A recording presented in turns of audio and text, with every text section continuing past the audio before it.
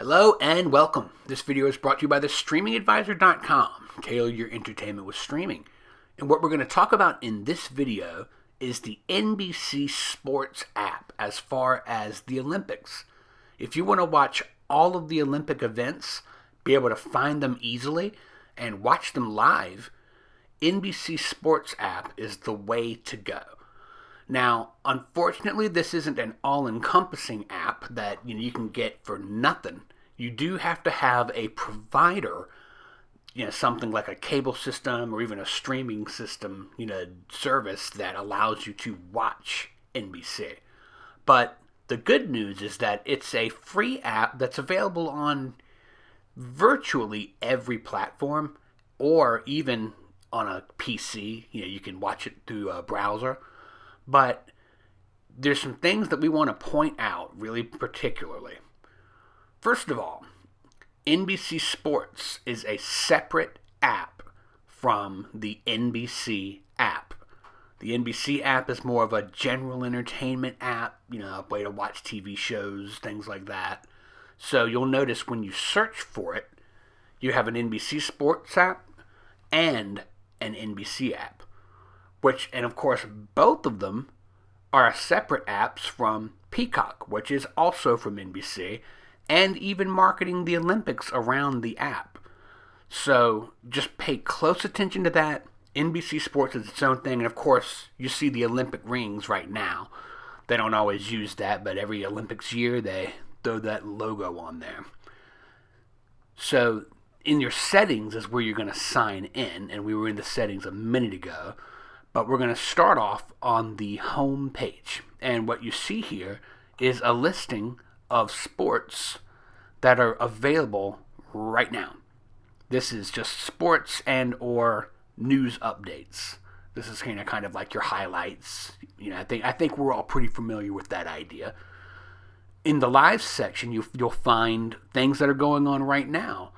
And, that's cool because it shows you, what you can watch. And what you'll notice in these sections is that any of your sports, it really doesn't matter what channel something is on. As long as you get it, it will bring you there. So if a game is on USA Network, or if it's on CNBC or MSNBC or your local affiliate, it's going to pop you on over so that you can watch it. And you can see that you can go through a schedule and see what's coming on and when. And if you notice down at the bottom in blue, it shows you what time things are actually on. Now, if you're like, wait a second, the Olympics, that comes on in the evenings. The opening ceremonies is at 7:30. Well, it was really at like 6:55 in the morning. Why? Well, that's because the whole rest of the world doesn't work on the same time zone as we do. So while we're sleeping or maybe just struggling awake and having some coffee, it's the evening over in Japan, and they are busybodies. So they're getting it done while we're getting out of bed. So that's okay, because if you want to watch it live, you can. And this is a really easy tool to use for that. I really like it because if you watch the Olympics, if you're an Olympic fan, you almost have to avoid all media. You go to a news site, it'll say, oh, there was an accident at the Olympics. Oh, there was this person lost in a shocking defeat. There just seems to be no filter. There's no spoiler alert. So if you want to see it as it's happening, this really is the best way to go along. But you can also look at your full replays, and that's helpful. You'll notice in the evenings, really all you're getting is replays. It's just a nice curated group of replays. They say, we're going to take you over to the gymnastics now, or we're going to take you over to the shot put. But really, it's something that they recorded and edited. I love the browsing section because this is where you can find all of the Olympic sports and zoom right in on them. So depending on what your favorites are, you can find them right here. One complaint about the Olympics coverage on TV in general is that it's very gymnastics-centric. And, if you like gymnastics, especially the women's gymnastics, that's always the big one, maybe you're all right with that. But if you're somebody who is interested in more of an overall effect, or maybe even, let's say you did judo and, when you were younger, or still practice it and you want to see what it looks like at the highest level, you have the right and the ability to jump right in, which is really cool. I remember the first time you started being able to see more than one feed was I believe it was called the triple cast back in 1992. And boy, have we come a long way as in the media and as the country as far as access. So every single Olympic sport that you want to watch, including the new skateboarding, is available through this. And I just don't know how you can complain about that. But as I was saying, you do have one thing to figure out, and that's how is it that you're going to watch? Because even though you can see all of these sports listed, it doesn't mean that you can watch them just because you can click on it. You're going to need to be signed in with a TV provider. If you have cable, it's probably listed as a provider. If you have Fubo TV or even Hulu, if you have Hulu with live TV, if you have Fubo TV, I'm not sure if YouTube TV is part of this, but what you do is go into your settings and sign in. So you click on the sign in and you'll see this note. It says, you have to go to NBCSports.com/activate to jump in, and it gives you a code. And like I've said in other videos, that NY9 so on, that's the code that it gave me. That's not the code that you are going to type in on your screen. You type in whatever it is that comes up on your TV. And I only say that because people said, well, I typed that code in and it didn't work. And so, I think some people misunderstood me, and that's okay. But I just want to make the point. So whatever you're using, you'll see that it provides a number of devices, not all of them. There's not an LG TV device listed. But any of these devices are going to have the NBC Sports app, and you have to choose the one that fits what you're doing. In our case, we're using an Android TV based device. It's actually the TiVo 4K Stream. And we're going to come in here and we're going to type the code that it's giving us right now. Had to refresh it. NPNBRJF.